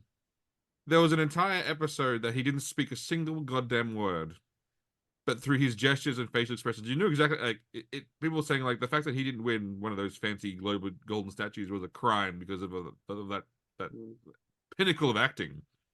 He creates the gold cloaks for the first time in Game of Thrones, and then like to make sure that the criminals of the city knew who they were, he sent them out, rounded up all the known criminals, and cut their heads off. And then and in front of everyone, telling them what crimes they'd done. Now, some would argue that was a reign of terror. Many people. But I'm sure from that point on, crime dropped dramatically in King's Landing. One, because all the criminals are dead, so crime would generally drop. But then the idea of a prison sentence or a punishment is it's meant to deter the crime. Yeah. So you either have to make it severe enough to deter it, or you have to have it an enforcement enough to make sure that if people do said crime, they really regret said crime. Now, I'm not saying we take the 40K approach to crime, where if you died during your time of sentencing, your relative would then have to just basically take the crime up, because and because of the court system in 40K is so slow. It's often hundreds of years later before they come to a verdict, and then some like random Australia. person is then put in. I'm not saying we do that. I'm just saying. Fair, in 40K they have ultimate equality. Oh, that's doesn't true. Matter. It doesn't matter race, creed, sex, orientation. You're all good enough to die for the Emperor. Exactly. You're all equally oppressed, and you're all equally expendable. Exactly. Actually, honestly, it is the ultimate form of democracy, isn't it? Yeah. Thank you for joining the podcast, The Failure of Democracy. Do you want to have some uplifting stuff with some Henry Cavill? I do. I think we do need some good Henry Cavill uplifting. Now, last time you complained that there was only one, so I made a collection. Okay. Made a collection. So if you guys on the audio world, switch to our YouTube channel and you'll see all the visuals.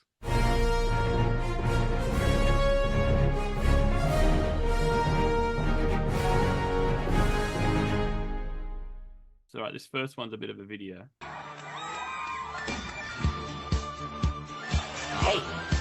Hey, I've seen this one. This is a classic.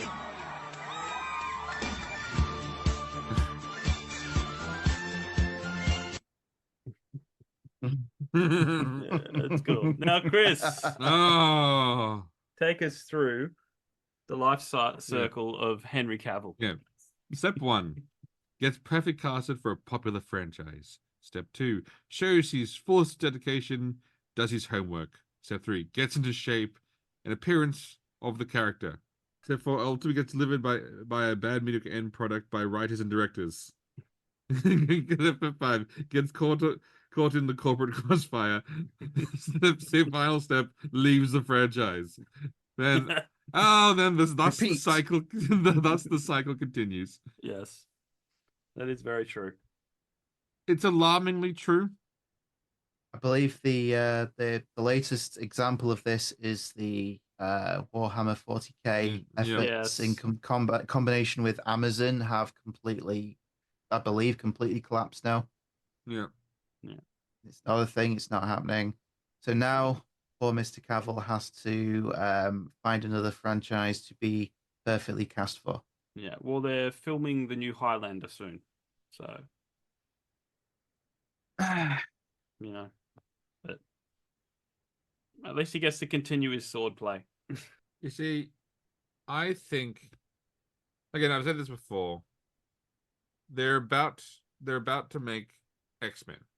Yeah, So they either keep him as Wolverine, which I think that would be. I don't know. Actually, I don't know. Like people, I don't like. He's so massive. Maybe not Wolverine. yeah, Cyclops, though, I think he'd make a Yes. fine leader of the X-Men. That's just my definitely. opinion. Or if they want to dye his hair white, he could also become Magneto quite well. He also has this physique Yeah. of that. But again, I'm just, Yeah, you know. but then if Michael Fassbender's still around, you know, Oh no, I'd still want Fassbender for sure. All right. yeah. People while watching Superman blame this movie is so stupid. He's only wearing glasses and no one recognizes him. Also, people. No one recognizes Superman. And also ending by a movie billboard. Yes. That again. I think we've talked about this before. Yeah. You don't expect to see Superman walking around the Daily Planet. Yeah. You don't expect to Yes. see Yeah. you don't expect to see it, and so your mind's not going like, that man looks like Superman. You don't expect to see a movie star Yeah. without like paparazzi all around him Yeah. standing next to a billboard. You only know that they're a movie star because of the paparazzi. So Yeah. other than that, you just see a normal person, a normal dude. Yeah. That'd be I a like good that. prank. That'd be a good prank to do. Hire or pose as a paparazzi and just photograph some ordinary civilian. Oh, did you see did you see the Halloween when they did that? Yeah. There was a Halloween thing in America where there's a bunch of people who dress as paparazzi, and they Yeah. would find people dressed as the celebrity, and then go Yeah. like take a picture of them, and then, Oh, and then like that's cool. a secure, then one of the same guys, a security guy, gets in front of them, and goes, "Okay, guys, get away from it! Like, get back!" And then, like, and they did funny. that. They're like, oh, they did it to everyone when he crossed, like, oh, Wolverine.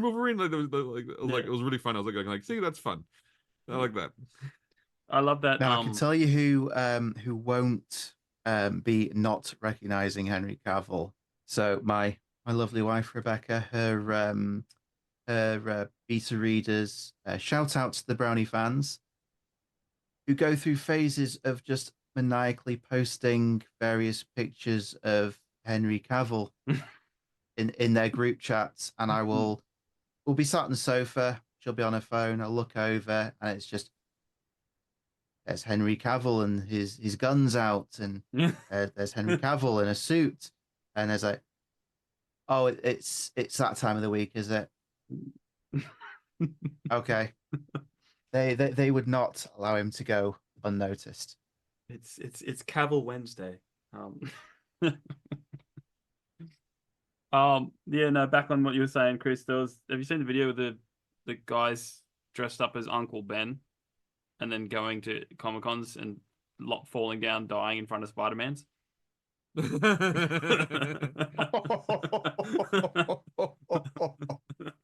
Oh no. Apparently, Henry Cavill's girlfriend's pregnant. Well, that's old news. I didn't realize. How on earth did that happen? How on earth did that happen? Speaking of that message thread, Neil. I'm fairly confident this will be one of the ones that has been circulating. Yeah. Girls, I watched The Witcher for the plot. The plot. Henry Cavill in a bathtub. This is a Babylon Bee article. God confirms man crushes on Henry Cavill, not gay. Good. Makes sense. Yep, that makes it all right then. Yep. Okay. When you flush the toilets at a friend's house and the water starts rising. Oh. That's Oh dear. Oh, dear. All right. Henry Cavill injures leg on the Witcher set is the headline, and one of the directors says, "I hope Henry didn't injure his leg intentionally just so he can play video games." He does. What film was it? Was it when he got the call for Superman and he ignored the call because he was in the middle of a raid on World of Warcraft? Yeah, it's playing World of Warcraft. And he has priors for this. Yeah, Yes, priors. Yeah. Well, he did say in his defense, he was playing. He heard the phone ringing. He ignored it. He looked down and saw it was Zack Snyder, and then the phone rang out, and then he stopped and picked it up. But it's not like he missed out on the role. Yes, he's also filmed himself building a PC, which is apparently the most erotic thing in the universe. Oh, it's just I think that was one of the. I don't know if it'll pop up in these. That video again in the Brownie fans group did the rounds. I'm sure they all enjoyed it. He installed the cooler upside down. That was funny. Mm-hmm. Do you all remember that time when Captain America laughed at Superman for eating cookies at the Oscars? They're biscuits. They're biscuits, Chris. No, that is such a Henry Cavill thing to do, though. Like, that'd be me if I was famous. I'd be doing, You get hungry. Like,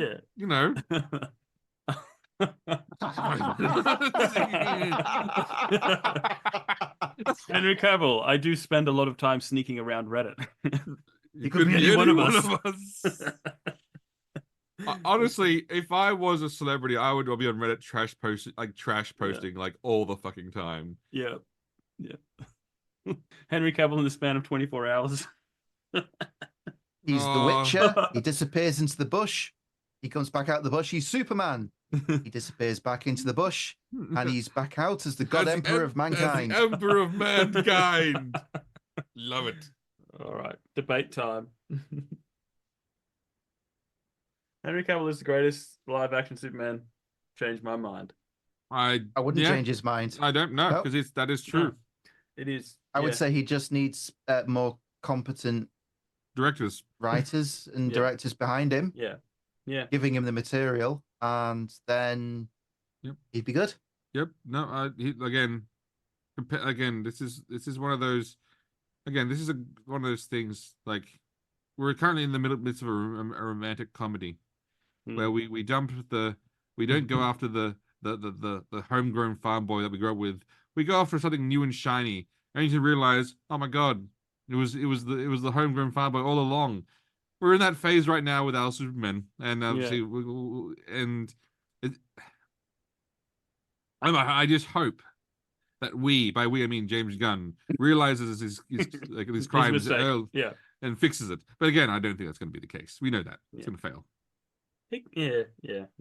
I mean, I did see a post the other day saying James Gunn they've finished filming early ahead of schedule to give the visual effects people time to do their job or whatever. Yeah, that's and they have to do that now because the visual effects people got so angry at Marvel. Yeah. And we've seen what happens with the bad visual effects. Like, yeah.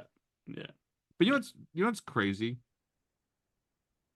Love it or hate it, I still think the visual effects in the first Transformers movie is still unparalleled in terms of phenomenal. But come on, who fitted the bill for that movie? Steven Spielberg.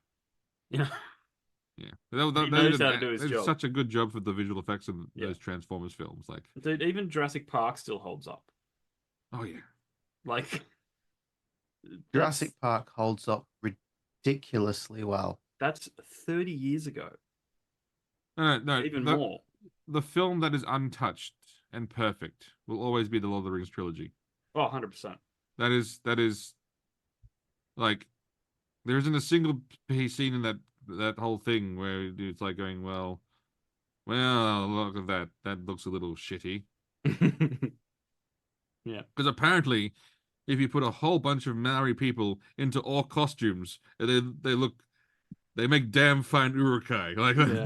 they make... And they're not at all scary at all. You know? No. They're with a massive size and presence. Yeah, no, anyway, awesome. I like to think that at the end of the day, filming Lord of the Rings, all those orcs in costume went down to the local pub and had a drink or something. In the full urukai costume. Yes. Full makeup. Yes. Full makeup. Yeah. Everything, you know. That would have been funny. I would have. I don't care. That happened. All right. All right. Do you want to get some shawarma? Looks like meat's back on the menu. Yes. There was something else I wanted to touch on because Neil's butt. Neil, yes, I'm flying straight to England to touch Neil's butt. No, it's been 10 years since the beloved Robin Williams has passed away. Obviously we all grew up with Robin Williams. Yep. I do have an article in all of our favorite films. Yes, of his best. So I've got an article of his best movies. Top 10 best, I think it is. Well, let's see where Hook is because it should be in the top. But anyway, yes, for Chris's favorite website of all time. Screen Rant. It's a top, of course, it's a top 10. It's Screen Rant, isn't it? Oh my God. Yes, but you know, I thought it'd kindle some memories and of the best films there are. So it is the best. Okay. Robin Williams movies ranked. It might be top 10, but there you go. Top 12. That's very low. Hooks, it is very low for Hooks. That's low. That's too low. That's way too low. That movie fucking rocked. That movie had that movie was my childhood, for God's sake. That was just And it's not because I had Rufio, some of the action figures. As the action figures, I had the raft. Oh. The plank that was a seesaw, so you put one figure on each end, and if you pushed one down, the other one would leap off. Oh, awesome. Amazing. Like, no, not just that, JB, but this movie just, like, classic returning, like, we always see the adventures of the hero when they go back. Yeah. But this is the one where we like, the standard, like, going to another world to save it, which is what Peter Pan did. And this, but we get to finally see what happens when he returns. And you know what? It was a good return. It wasn't a shit, like, it was a really good concept. Amazing concept, amazing film. Robin very Williams well perfect. Executed. Yep. Oh, amazing. And Dustin Hoffman, unrecognizable. Yeah. Yep. The sets, all practical sets, really well made. Yep. And a John Williams soundtrack.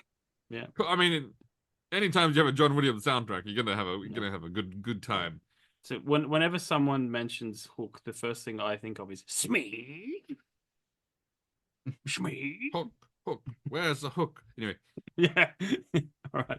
Smee. What about Smee? Smee. Yeah. Patch Adams. Good film. Good. I liked it until I found out how inaccurate it was. Oh, really? Yeah, it's pretty inaccurate to the true story. Yeah, they classic Hollywood, typical Hollywood. We need to make it not as good as the true story, but you know. Yep. Birdcage. I think I remember watching this once. It's just I don't know this one. I remember. I remember it. I can't remember much about it though. It was a long time ago.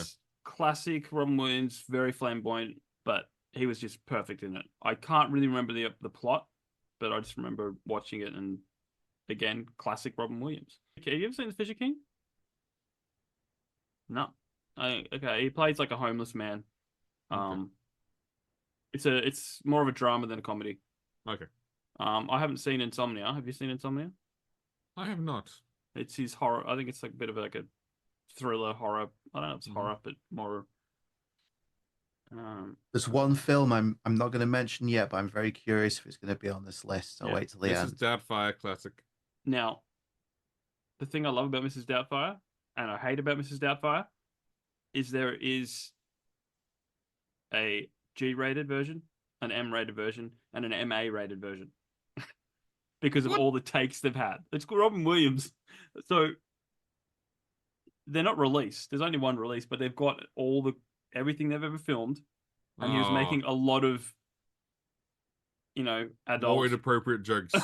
very inappropriate jokes apparently. So there are all those.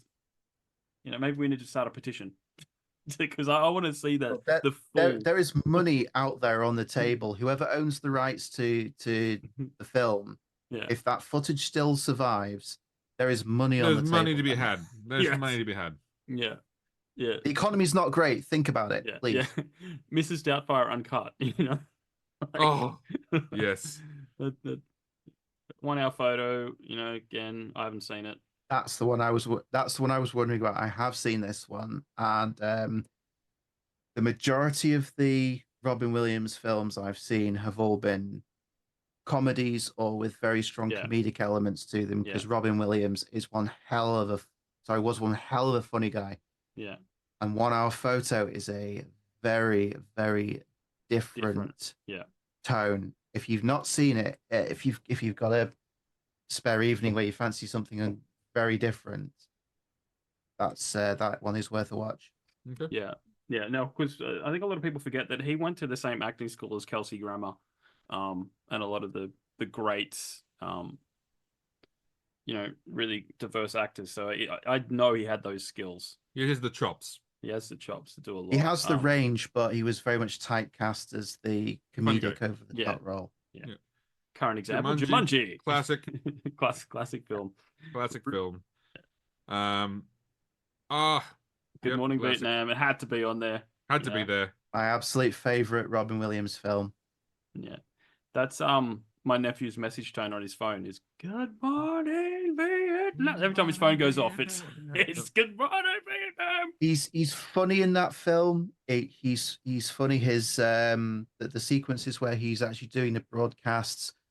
Good Lord, it's hilarious. But then the tone shifts very serious later on in the film, and it's again, he's an actor that's got a lot of range.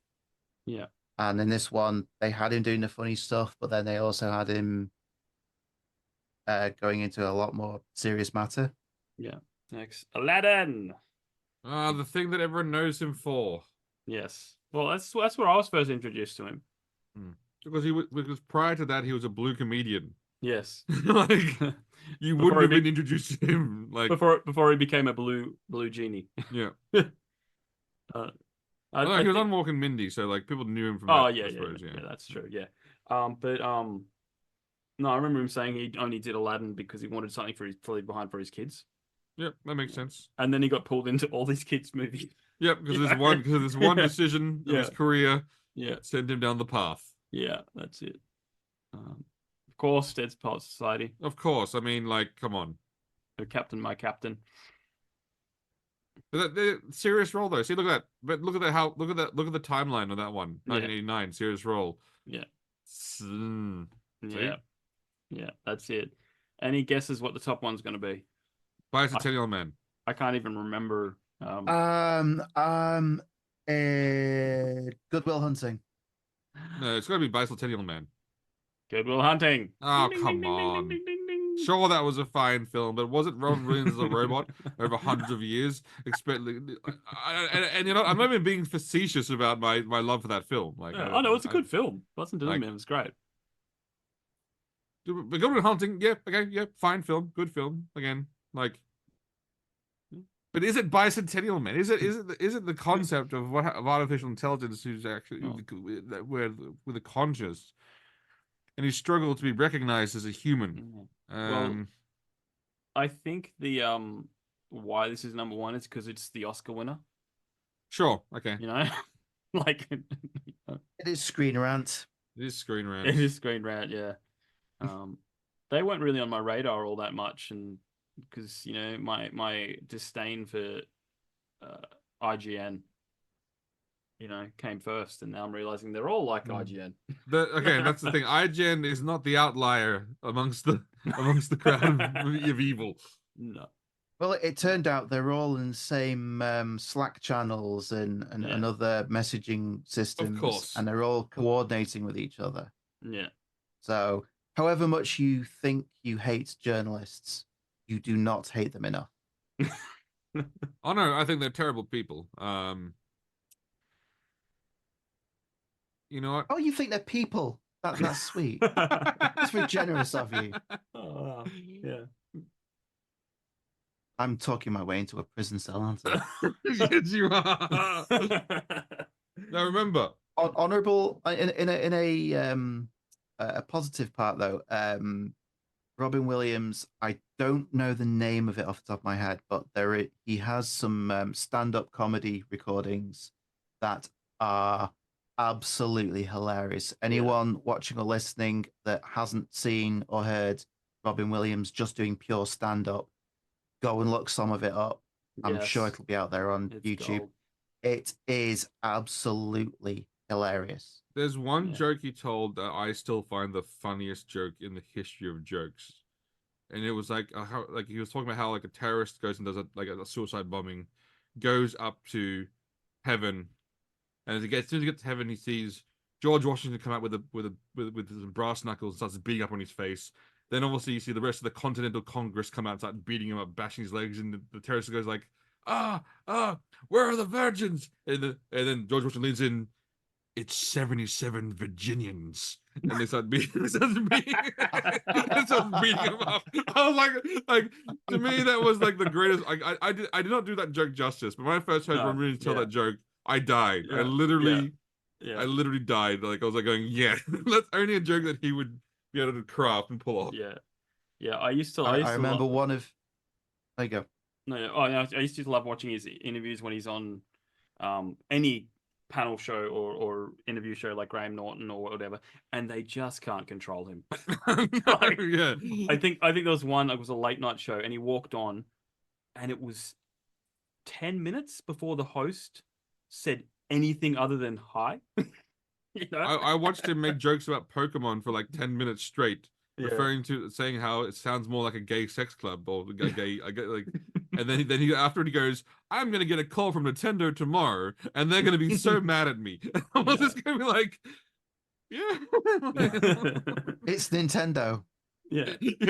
But he's funny. Anyway, Neil, you're saying? You say something.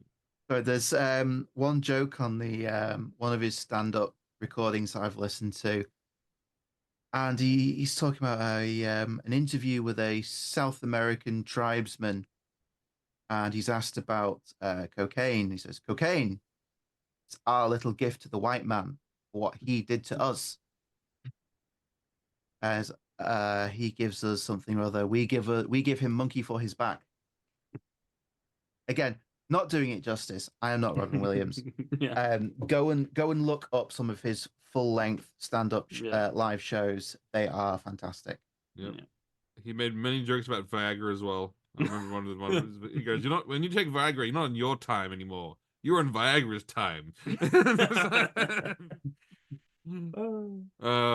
Again. Yeah, I had an old friend that when he was in LA or maybe San Francisco, he ran into Robin Williams and annoyed him. Did he break the cardinal rule? No, I think it's worse than the cardinal rule because Robin, I think he was losing weight for a role or something, so he was out jogging. Yeah. Now the general rule is the rule when they're in Hollywood, that's considered like off limits. You don't.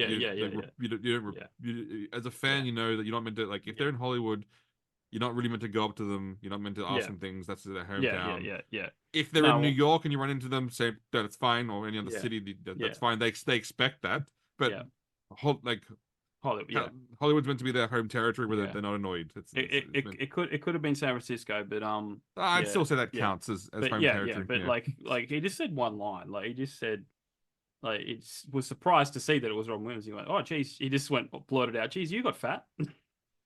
And then Robin Williams was like, "F you, man." And then this is the funny part.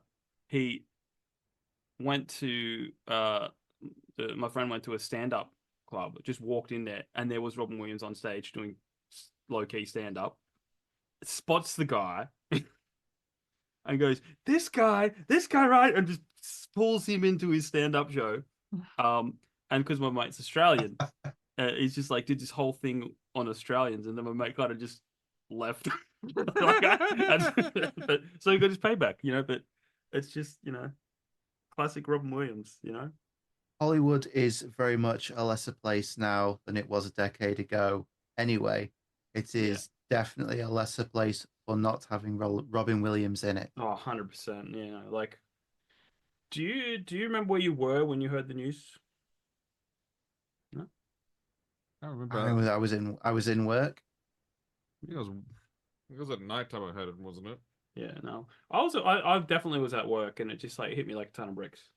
It was just like my childhood right there, Yeah. But you know what? When Robin Williams died, it was like your childhood dog dying. It hurt. It sucked. That's why I think with cats, when they die, they go away into the, you never see them die. And that's why I appreciate Mark Hamill for becoming such a crazy person that it's going to lessen his death for me. Like I won't feel it as much. Yeah. And I do it, and you know what?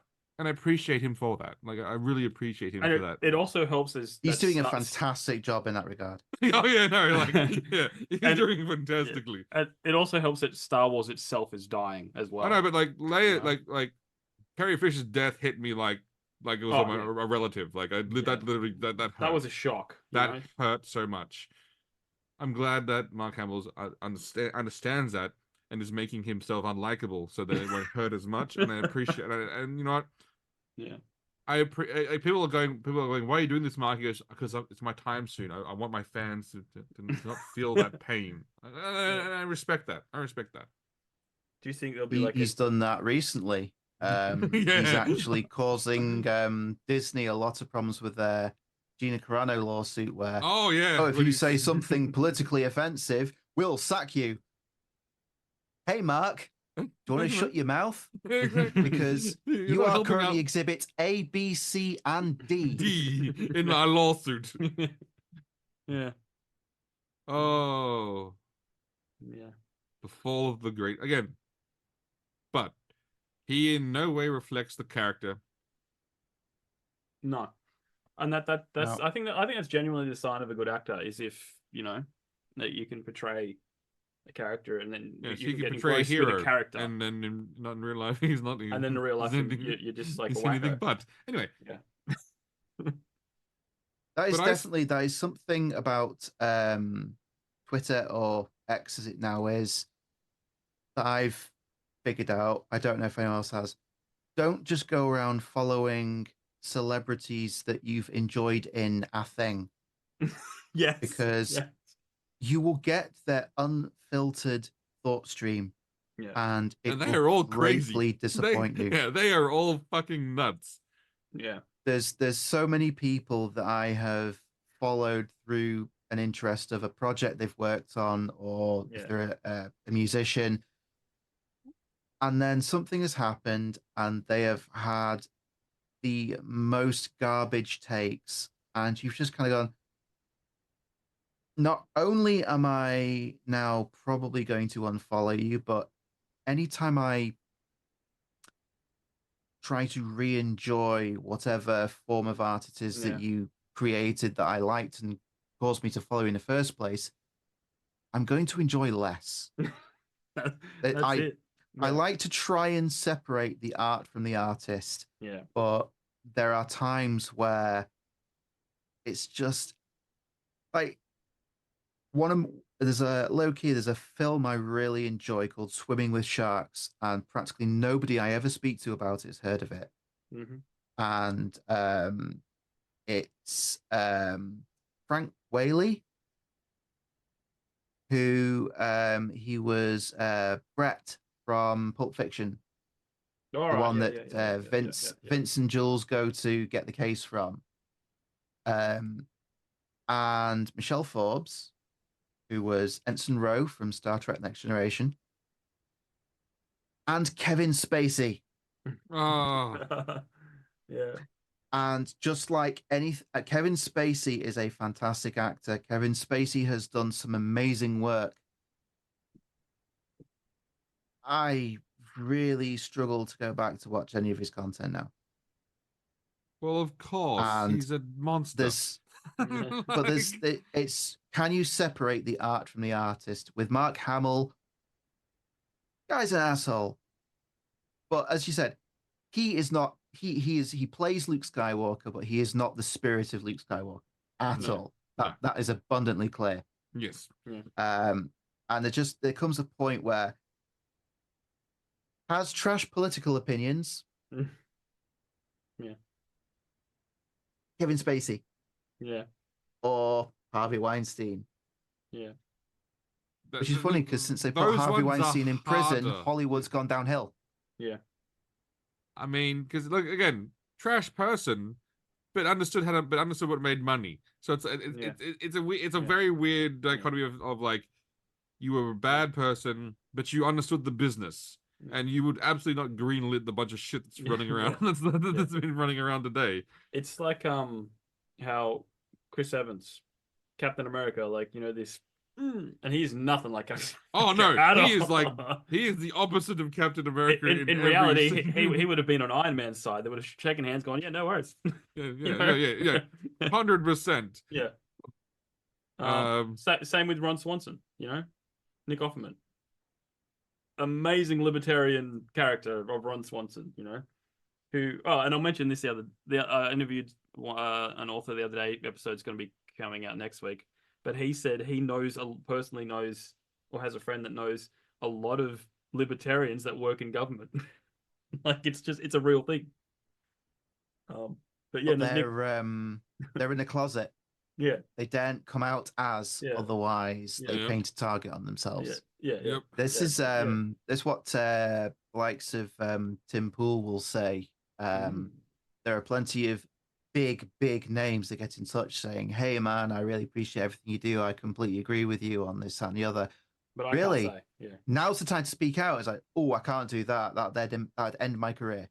Yeah. Yep. Yeah.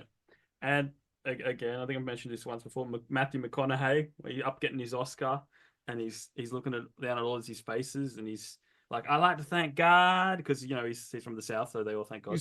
He's a Texan. And then he looks out there and he sees people looking around before they clap, you know, and he's like, "I prayed with you, and I prayed with you," you know, and it's just like, you can't say anything, you can't, you know, be outspoken. Oh, God bless Matthew McConaughey. All right. I've seen many of his films, some of them which I've enjoyed. Yeah. How to Lose a Guy in 10 Days is still, I think, one of the classic of his films that I enjoyed. And I actually watched that film because it was on Singapore Airlines when I was flying to Korea, when I went back home to Korea to visit. And there wasn't much on there because, you know, back in the old day, you didn't have your phone, so like, you know, you had to watch whatever the airline provided. And then I saw this movie playing. I'm going, oh, she's hot. Anyway, so I switched it across and played it. Honestly, I found it a thoroughly enjoyable film. My other favorite film of Matthew McConaughey is We Are Marshall, obviously. Brilliant film. Because it has one of my favorite line. It's such a weird line, but it's my favorite thing he's done. So, you know, he's building the football team. His offensive line is playing as his defensive line, and then like they blow through the defensive line, blows the offensive line, and hits the quarterback. And then like the coach goes like, "Oh, we've got a real offensive line problem," and he goes over, "And that's not because our defensive line is so spectacular." He goes, "Oh God, no!" Like it was just like it was just funny. It was well spoken. I was like going like, "Oh man!" Like classic again. Awesome Rain of career. Fire. Oh, Rain of Rain of Fire. Fire. of course, of Yep. course. Here's Matthew McConaughey, bald with a goatee and a giant axe, jumping at a dragon. Yes. Yeah. With Christian Bale. Christian Bale. Yes. Yeah. Before Batman, pre-Batman Bale. Oh, if I only had the voice back then. Give me the dragon. Give me the dragon. Yeah. I like how British he is when you hear him off the camera. This is what it sounds Yeah. like in real life. I blow people's minds. Like I tell people, do you know he's British? They go, what do you mean? Okay, you know in Batman when he's talking to Alfred the Butler, oh Mr. Wayne, they have the same accent. they know? sound the same in real Yeah, life. like in real life, and it's just like they go, what? I'm like, it's because he's that good. Yep. And also, like when he went off at that that photographer in Terminator, he didn't drop character. No. He didn't switch back to the British version of himself. He was yelling at the cameraman as John Connor. Yeah. Like, I'm like going, And impressive. one method actor. Method, I think, yeah, Two, for sure. I have it. I don't know if it's true, but I have it in my head that he's in the scene where he's interrogating the Sam Worthington. Sam Worthington, and then a camera will like if you were in that scene and apparently the guy just like the photographer was just walking around taking pictures. Yeah. In the middle of like a scene that was intense, In and my then he head- just lost his shit. in my head it's that scene, and it's just yeah. like I look, and I'm sure Christian Bale probably apologized, I'm sure. but yeah, But no, people were so upset at him with that. I was like going, no, that's fine. Like, what do you expect to happen? no, yeah. No, Hot take on that. The people got all. I remember when that. I remember hearing that clip for the first time. I remember in the old building I worked in, and what I was doing at the time. And I also remember thinking, oh, okay, well, everyone's really super salty about it. Oh, what an asshole! How dare he? I'm like, no. You're not insulted that he acted this way. I am 100% convinced that meltdowns like this happen on every major production and probably a lot of minor productions. The only difference is the sound guy left the tape running this time and then released it. That he wanted the payout, so he went to the tabloids and said, "I got something juicy for you," and that's it. Yeah. This is probably standard fare in Hollywood. Yeah. The only reason that this is memorable is because somebody didn't hit stop on the tape. 110,000%.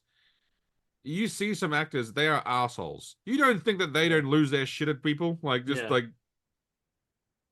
There's always a restaurant story coming out, rude to a waiter, always something like that.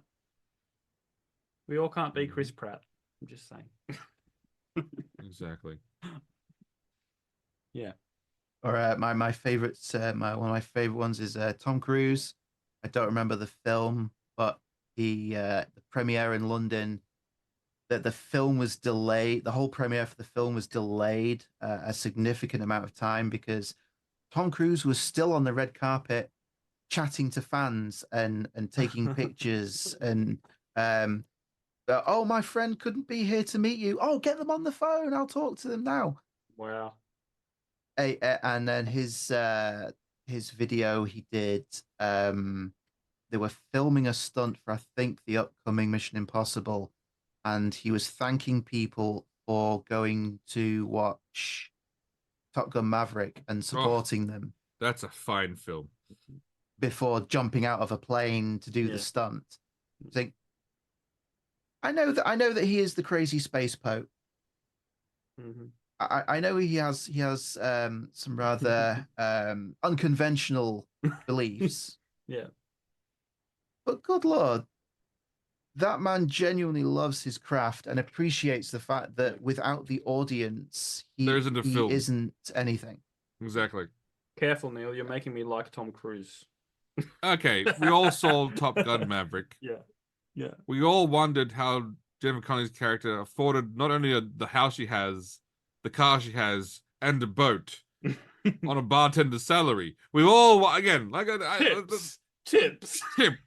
Look, or Oh, look, I think Tips is a good one. Or she had the best defense lawyer, the divorce lawyer that has ever like her divorce lawyer was like got everything. Was just like top fucking shelf. Just like yeah. You get the house, I've got boat, it. regular payments. Tips weren't being taxed at the time. Oh, nice. See, or tax fraud. You know, one of the... tax fraud. Honestly, just straight out. She just didn't declare things their entire life.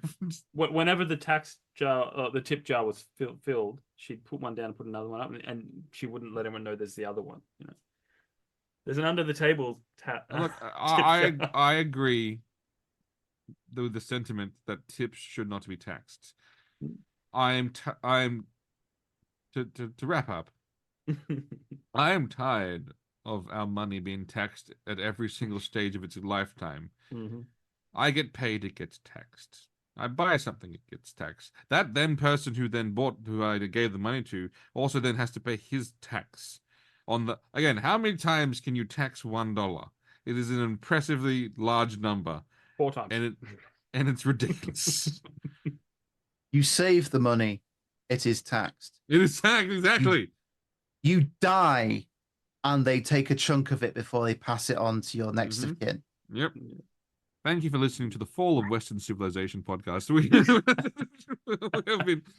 We are in the late stage of the Roman Empire. We are waiting for the Goths to invade, but we are, until then, we are having a good, fun time. Or we are at the late stage of the Roman Republic, and we are waiting for Augustus to rise and reforge us into the empire. Well, we are at one of 2 stages in history. I don't know which one we are. I don't know which one we're at. Send your answers. We're in one of 2. Send your answers. Somehow, Augustus returned. Wow, there you go. Damien, where can they find us? Where can they send pictures of dick pics? Well, we already sent. I didn't tell you, Chris, but I did send Neil a dick pic via X. Excellent. And he lolled, so obviously it hit. Mm-hmm. But if you guys want to send dick pics, or just reach out in general, thetrueandthefictional@gmail.com. We're on Instagram, stories_podcast. All our social links are in the show notes. Check out our sponsors, Martin Kearns and Rebecca Cassells. And no final thoughts, Chris? You normally have a final thought. I can have a final thought. Go for it. Do you like puns? I do. Well, I think now the economy should be booming soon. I'm hoping out. So I'm opening up a new restaurant that serves curry poured over French fries. It's called Curry on My Wayward Spud. And yes, there will be peas when you're done. Thanks for listening, guys. We'll catch you next time.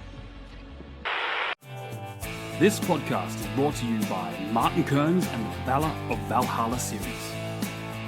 In the battle between 2 ancient evils, can one naive young man become the last hope against powerful creatures of legend? Beneath the Veil is the gripping first book in the Valor of Valhalla dark urban fantasy series. If you like reluctant heroes, infernal myths, and bloody epic clashes, then you'll love Martin Kearns' formidable foray into the unknown.